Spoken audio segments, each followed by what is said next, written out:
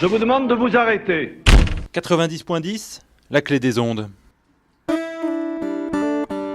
La clé des ondes ouvre le chemin des transitions.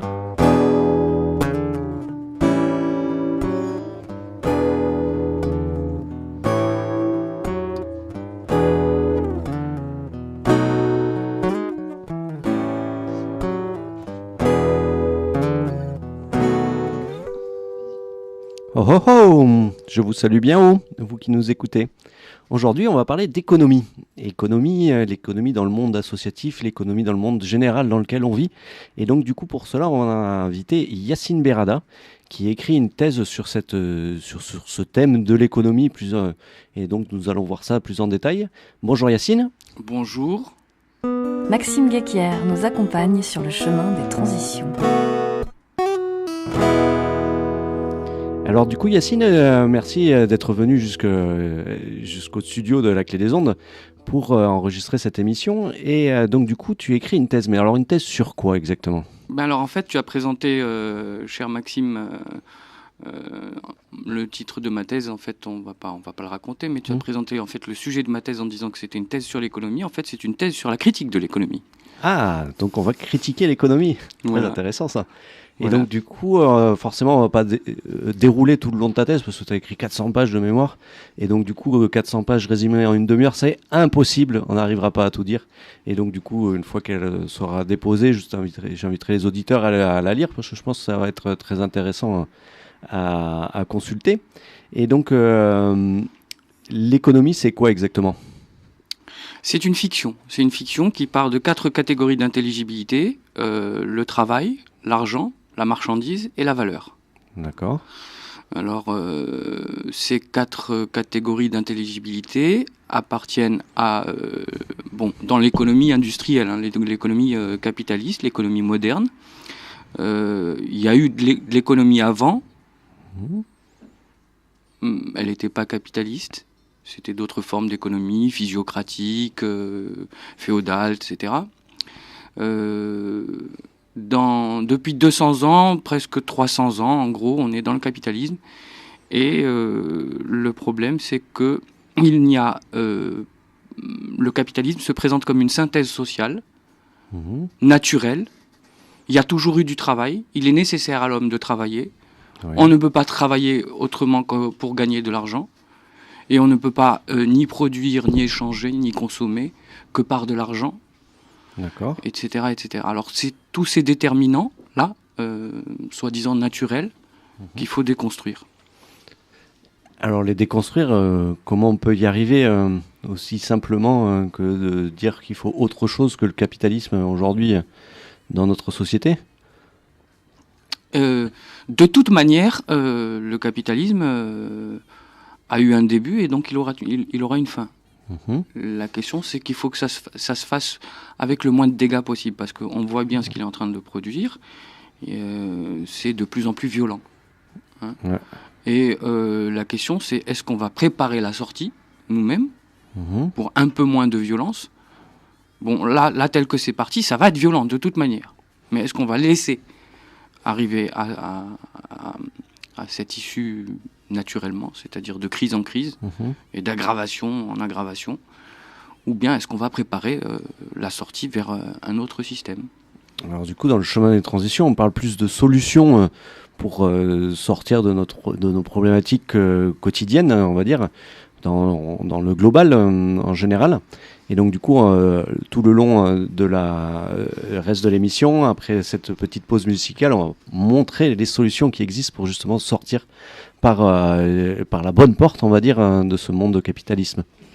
Super, ce disque, vraiment dans le thème. Alors qu'est-ce qu'on vient d'écouter, Théo ? Alors on vient d'écouter les Pink Floyd, Money, parler d'argent, parler d'économie, eux ils l'ont fait. Yes, les Pink Floyd. Donc on va revenir avec Yacine Berada qui écrit une thèse sur la thématique de l'économie et donc du coup, la critique, comment t'as dit tout à l'heure ? La critique de l'économie, ça ouais. peut se critiquer, c'est un truc qui peut se critiquer, on a le droit. Ok. Et donc du coup, pour montrer aux auditeurs les solutions qui existent pour sortir de ce monde capitaliste, quelles sont-elles, s'il y en a plusieurs? Est-ce que, par exemple, l'économie sociale et solidaire, pour toi, c'est une bonne porte pour pouvoir sortir de ce problème capitalisme ou pas? Par exemple, ça dépend ce qu'on entend par circulaire, solidaire, Social et solidaire. social et solidaire. ESS. Si c'est quelque chose qui fonctionne en dehors de l'argent, Mhm. du travail, de la marchandise et de la valeur économique, alors c'est plus d'économie, c'est de la solidarité tout simplement sociale. Donc du coup, il faudrait juste supprimer la monnaie en fait. Il faut d'abord supprimer le travail.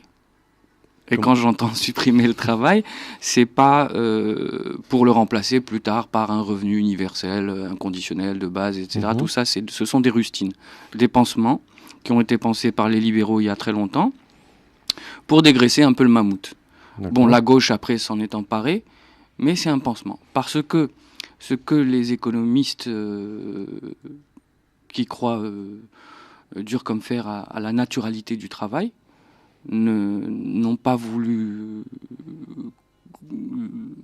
comprendre ou avouer, c'est que à partir du moment où ils ont lu le Capital de Marx, parce que je m'appuie sur ce courant en fait, qui est le courant marxien, D'accord. plus marxiste, c'est-à-dire c'est un marxisme hétérodoxe, et puis plus tard sur un courant qui date des années 80-90 en Allemagne, qui s'appelle la Wertkritik, la critique de la valeur, D'accord. qui est représenté en France par un philosophe important qui s'appelle Anselm Japp, Très bien. et qui dit qu'en fait, voilà, ce qu'on aurait raté dans les premières lectures du Capital chez Marx et d'autres écrits dans sa critique de l'économie politique, c'est qu'il y a une dissociation de la valeur Ouais. à cause de ce fétichisme qu'on aurait dans ces 4 catégories d'intelligibilité. Il y aurait un fétiche au cœur de la marchandise, du travail, c'est cette forme de naturalité, de déterminisme naturel qu'on lui attribue. Et en fait, c'est pas naturel. Il y a le travail concret, c'est ce qu'on fait tous les jours, fabriquer des bombes, des jouets, des chemises, des bouteilles d'eau. Et puis il y a le travail abstrait. Le travail abstrait, c'est ce qui compte. Quand on a de l'argent, on l'a pour faire une marchandise. Donc ça s'appelle un premier travail. Ouais. Et puis après cette marchandise, on la vend. C'est un second travail. Mais il faut pour obtenir plus de valeur. C'est ce qu'on appelle la plus-value anciennement. Ouais. Mais la plus-value, en fait, là, c'est une mauvaise traduction. La bonne traduction, c'est survaleur. D'accord. Et en fait, c'est une machine infernale. Si elle s'arrête, elle tombe. Mais oui. C'est pour ça que c'est sa force d'inertie. Le problème, c'est qu'elle court à l'entropie. Il y a ce premier fétichisme qui est de croire que le travail concret, c'est du travail vivant, d'accord ? Ouais. Mais c'est lui qui attribue la valeur D'accord. des choses que l'on produit ou que l'on consomme. En fait, ce n'est pas lui qui attribue la valeur. C'est le fonctionnement de la valorisation. Et c'est ce travail abstrait. Et il est là le fétichisme. D'accord. Et donc du coup, pour arrêter de travailler, alors, pour sortir du capitalisme, parce que c'est ce que tu dis, il faudrait arrêter de travailler, mais on va arrêter de s'activer aussi, ou on va continuer à faire par exemple des émissions de radio ou Absolument des pas. actions... Bien sûr qu'on peut continuer, mais on ne sera plus soumis au diktat du taux horaire. Ah, Déjà, c'est ça en fait. par exemple, oui. C'est-à-dire qu'une mère qui élève ses enfants, elle n'est pas rémunérée en soi pour le service qu'elle apporte à la société de pouvoir éduquer ses enfants, mais elle est considérée quand même comme une travailleuse parce que elle apporte à la société. Donc du coup, c'est cette forme-là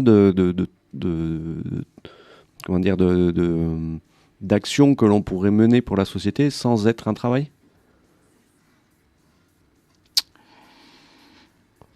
Son travail n'est pas comptabilisé Voilà.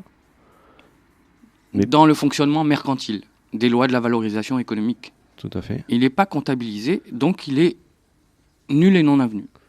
voilà, il rentre pas du tout dans le calcul du produit intérieur brut parce que elle n'est pas rémunérée en soi pour pouvoir élever ses enfants. En revanche, si les deux parents travaillent et qu'ils font travailler une nounou, là c'est comptabilisé, c'est ça? Exactement. Et donc du coup, là ça devient une forme de travail qui, elle, pour toi, devrait s'arrêter en fait. On devrait être tous bénévoles en fait, c'est ça? On devrait tous être bénévoles, oui. Et c'est, comme transformation de société, c'est vachement important, je trouve, comme gap de dire aujourd'hui, on a tous un salaire qui nous permet de consommer des choses utiles ou des choses futiles, hein, certes, mais on a tous un salaire et qui nous permet de vivre et on va dire, se développer, partir en vacances, enfin tout ce qu'on peut dépenser aujourd'hui avec notre carte bleue. Et toi, tu voudrais l'arrêter. Donc du coup, comment on ferait pour avoir continuer à manger, partir en vacances et tous ces autres biens que l'on consomme aujourd'hui? Il faut aller visiter, par exemple, d'autres modes de production qui seraient plus de la production pour la production de valeur. D'accord. Donc, des modes de production peut-être communisateurs,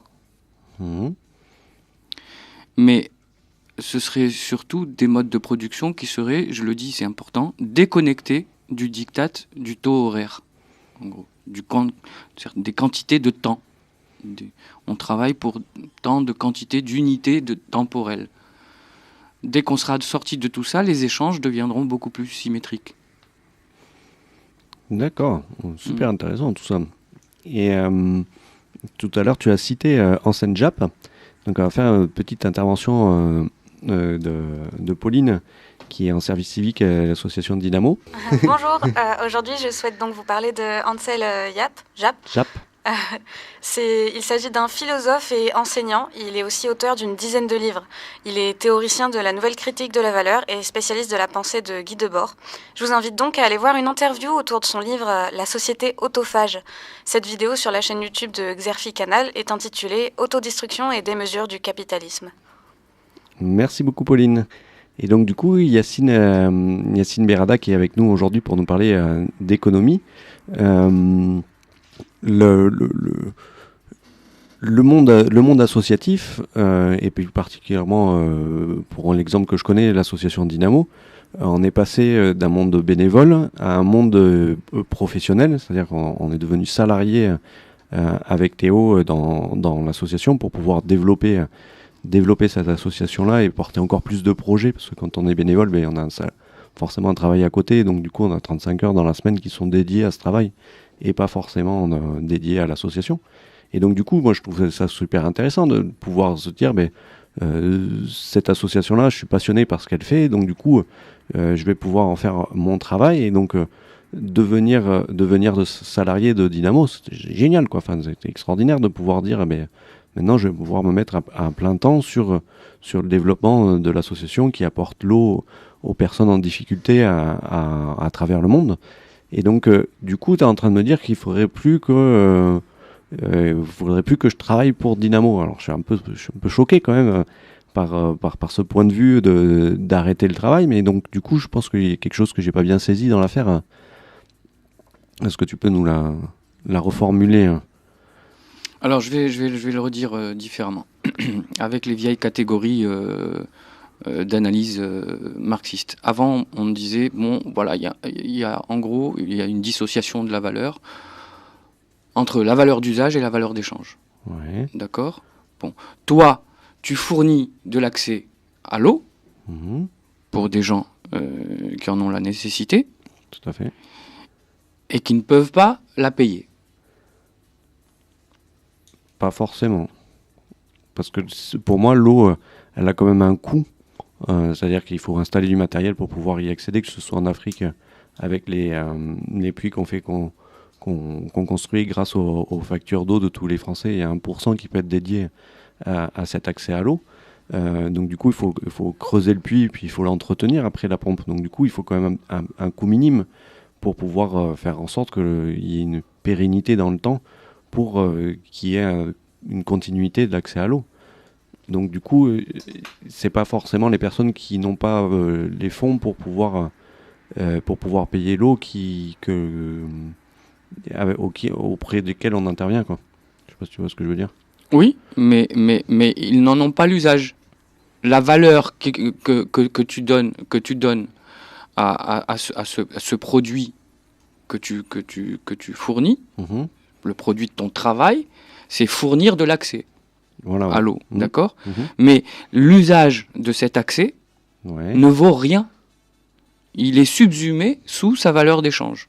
C'est-à-dire, tu entres sur la concurrence de l'humanitaire en matière de fourniture d'eau. Parce que cette eau n'est pas gratuite. Voilà. Et donc, tu entres en concurrence avec d'autres associations. Parce qu'effectivement, dans les appels à projets qu'on peut faire, on a certains appels à projets où on a su qu'on était 80 à répondre et il y avait que 10 projets sélectionnés à la fin. Donc forcément, ils prennent les meilleurs dossiers. Et effectivement, on est en concurrence avec d'autres structures pour pouvoir obtenir les fonds. Effectivement. Voilà. Donc, alors en fait, il faudrait avoir une solution qui permettrait de plus avoir d'appel à projet alors. Quelle solution ? Par exemple, faire le fundraising, le microfunding. Ah oui, tout ce qui est Bon, c'est encore faire appel à de l'argent. Ben oui. Donc à du travail. Ben oui, parce qu'il faut gérer ses fonds. Mais Et comme tu dis, c'est de l'argent qui travaille pour de l'argent. Tout à fait, ouais. Et donc effectivement, il faudrait supprimer l'argent. Si Ricardo Petreira avait réussi à travers le groupe de Lisbonne à persuader les gens que l'eau devait faire partie des communs et qu'elle devait être protégée par la gratuité, on ne serait pas dans cette situation. Il y a un mouvement qui s'appelle le MOS, du nom de Marcel Mauss, un sociologue qui a pensé la question du don, donc de la gratuité, et il avait dit, bon, il y a des formes de dons qui exigent un contre-don, on l'a déjà vu, ce sont des études anthropologiques, et donc il y a cette notion d'endettement. Par exemple, dans le troc, il peut y avoir de l'endettement. On a vu dans le troc, par exemple, en Argentine, chez des Indiens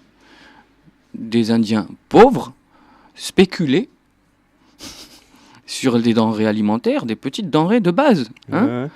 Spéculer et s'enrichir sur le dos d'autres pauvres, plus pauvres qu'eux.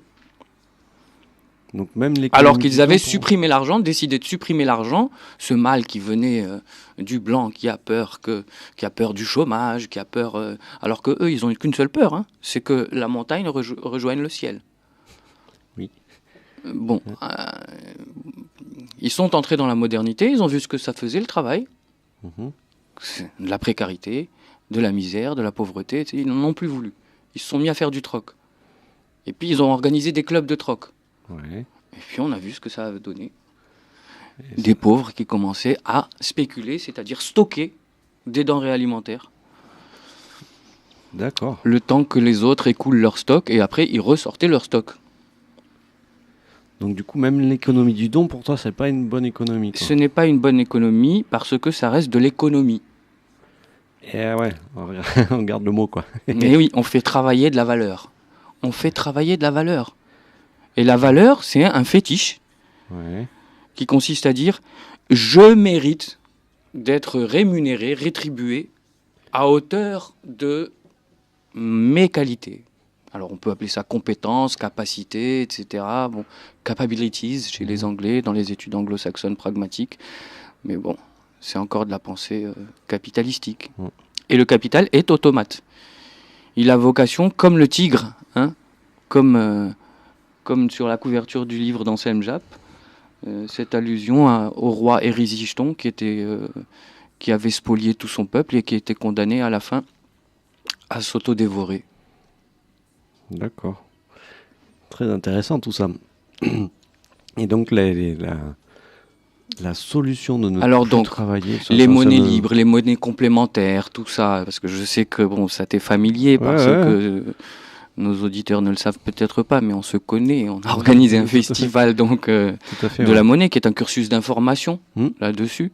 On a essayé d'organiser la session suivante, on y est même arrivé, et puis ça a été une jolie expérience. Alors des simulations, avec le jeu Economicus. Voilà, puis ensuite on a organisé des conférences, enfin moult choses, des ateliers, etc., pour finalement déclarer les funérailles de la monnaie. Effectivement. Mais on n'a pas proposé de solution. Et donc là, on vient d'en proposer une. Et non. Arrêter de travailler. Oui, alors...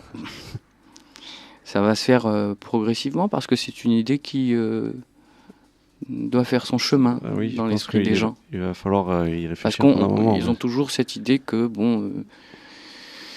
prospérez, multipliez-vous, c'est ça, c'est écrit dans la Bible. Ça fait 6000 ans que ça dure. Donc, c'est un conditionnement, il va falloir s'en dépatouiller. Mais à mon avis, la planète est en train de nous y pousser.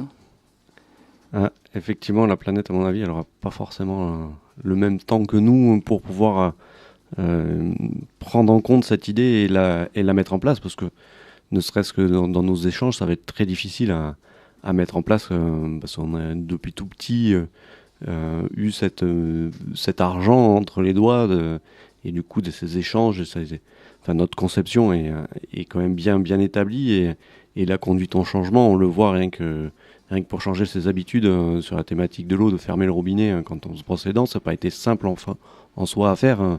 C'est parce que c'est un changement, et donc du coup, certes, il n'est pas compliqué celui-là à mettre en place, mais il faut quand même y penser à chaque fois. Et donc du coup, mais là, déconstruire totalement cette économie, ça va être c'est un changement radical que tu nous proposes quand même. C'est pas déconstruire l'économie, c'est déconstruire les catégories d'intelligibilité qui fondent le système de l'économie. Par exemple, on nous dit le communisme. On nous dit il n'y a pas que le capitalisme comme forme d'économie, il y a aussi le communisme. Oui, mais le communisme n'a jamais été réalisé. Ce qui a été réalisé, c'est une modernité de rattrapage économique dans une espèce d'alter-capitalisme, en fait. Alors tout se joue en termes de plus de régulation, plus de protectionnisme, un peu moins de régulation, etc. Oui, mais c'est toujours la même chose au fond qu'on nous offre. Travailler, gagner de l'argent, produire de l'argent, échanger des marchandises et produire de la valeur. Et oui, parce qu'on est adossé au crédit. Donc il n'y a pas de solution toute faite. Moi, dans la verte critique, on a coutume de dire qu'on n'est pas des distributeurs automatiques de solutions, comme des distributeurs de boissons. Parce que ça, c'est encore un mode de pensée capitalistique. Par contre, on peut essayer d'autres formes de stratégies, comme l'occupation, l'expropriation ou le sabotage. Très intéressant. Je pense qu'on aura l'occasion de réinviter Yacine, parce qu'il a plein de choses à nous dire sur ce sujet de l'économie. Et donc, on arrive au terme de cette émission. Je te remercie, Yacine, d'être venu jusqu'au studio de la Clé des Ondes pour nous parler de ce sujet bien complexe qui est l'économie. Mais j'invite les auditeurs à aller fouiller sur Internet. Il y a plein de choses à aller voir, notamment en Senjap, comme on a pu le voir. Je remercie Théo qui est à la technique, qui a assisté de Xavier, et je remercie également Pauline et Sarah qui sont en service civique à Dynamo et qui s'occupent de mettre notamment les vidéos sur YouTube, parce que vous pouvez nous réécouter toutes les émissions sur la chaîne YouTube Asso Dynamo, alors Dynamo avec EAU à la fin. Et puis vous pouvez retrouver les informations sur Facebook, sur Twitter et sur des réseaux sociaux libres tels que Mastodon et Framasphère sur le nœud Diaspora. Je vous remercie, je vous souhaite une très bonne continuation dans vos activités. Au revoir.